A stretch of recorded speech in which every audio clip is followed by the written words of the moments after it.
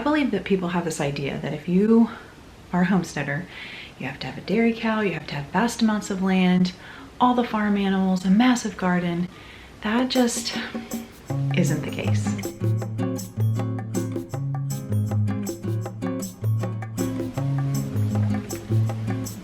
Welcome back, everyone.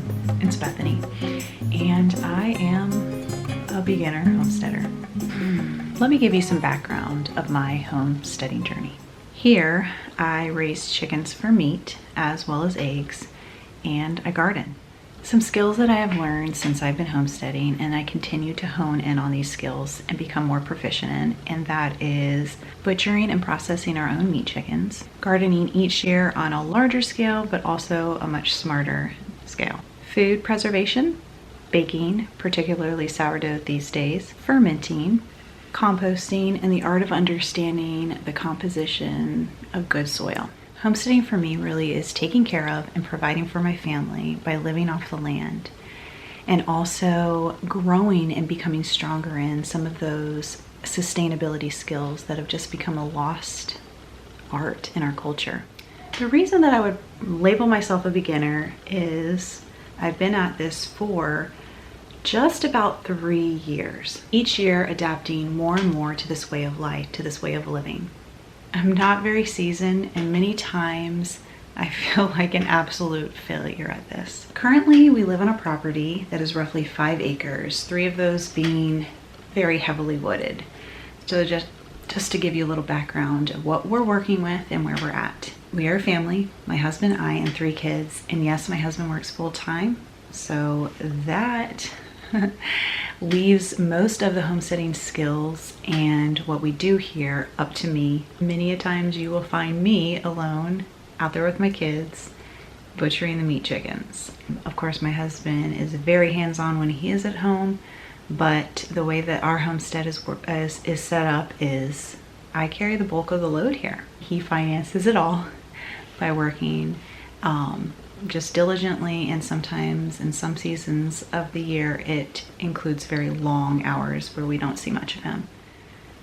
I am super thankful for this life, and I wanted to take this opportunity just to encourage those of you that are maybe just beginning this homesteading journey. Maybe you have been at it for a little while and you just get really discouraged because you see all of these very seasoned and skilled homesteaders.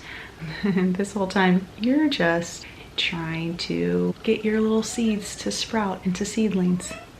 Hi, bud. Okay, I got up because I needed to do something in between filming and came to sit back down, and he's just made himself quite at home. I moved him. Okay, now you're gonna be angry. Go on, or sit in my lap. All right, let's get started. Tip number 1, don't try to do it all at once. I have successfully butchered 5 to 6 batches of chickens, and I am still not a pro yet. It can be overwhelming learning a new skill and then becoming proficient in it.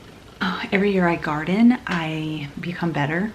I learn better ways of preserving my own food to make sure that all of the stuff that I'm growing, that's just growing out the wazoo, does not go to waste. This has taken years of me gardening, and that's even without doing this with a pressure canner, because those things are dang expensive.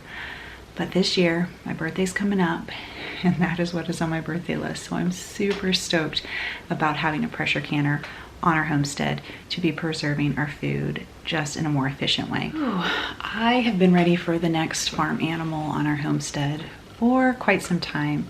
And yes, at times it does get me discouraged, but hindsight looking back, I see that by not getting the next farm animal right now has allowed me to become more proficient in these skills that I just need to improve on. Baby steps in homesteading can be so wise. Don't push a new skill or a new farm animal just because some homesteading idol of yours has done it. Use the resources that you do have and get really, really good at it. Trust me, your future self will thank you for that. Okay, and on to the second tip. Just do it. Experience is knowledge. Now, once it is time to add a new skill or a new animal, you just need to do it. You can read and read all day long and gather all the information, but experience is what will teach you. True wisdom is the knowledge gained from experience. Go out there, plant your garden, preserve your first jar of jelly, go butcher that animal, build that livestock shelter. You will gain so much just by doing it. And I'm going to leave you with some of this footage that I'm going to allow to roll now, which shows me doing exactly that. Learning through experience. Let's talk bone broth. Yes, using chicken feet. This practice is new for me. I have been butchering chickens myself for 2 seasons now. So there is a learning curve with doing this, and then how to fully utilize the complete chicken for our benefit.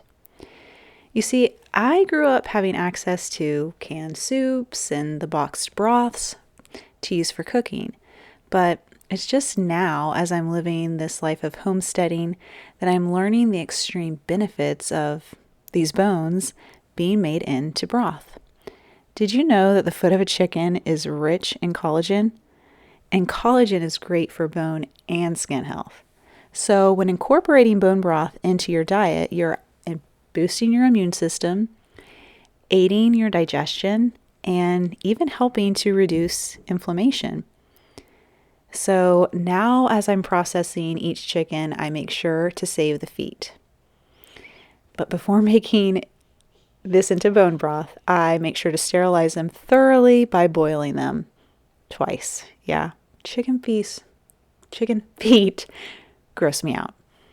Once they're sterilized, I add the filtered water, some great stock veggies such as onions, celery, garlic, and parsley.